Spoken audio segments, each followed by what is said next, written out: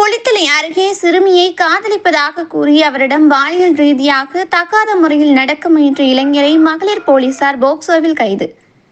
கரூர் மாவட்டம் குளித்தலை அருகே கோட்டையார் தோட்டத்தை சேர்ந்தவர் கண்ணன் மகன் சரவணன். இவருக்கு வயது 21.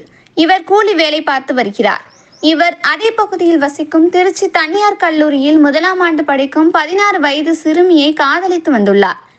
சரவணன் சிறுமியிடம் ஆசை வார்த்தை கூறி காதலித்து வந்த நிலையில் அவர் வீட்டு தனிமையில் இருந்தபோது வீட்டின் சுவர் ஏறி குதித்து சிறுமியிடம் பாலியல் ரீதியாக தகாத முறையில் நடந்து கொண்டதாக கூறப்படுகிறது.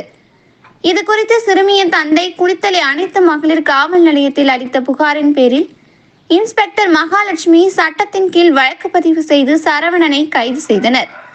மருத்துவ பரிசோதனைக்கு பின்னர் சரவணனை கரூர் நீதிமன்றத்தில் ஆஜர்படுத்திய பின்னர் கிளை சிறையில் அடைத்தனர்.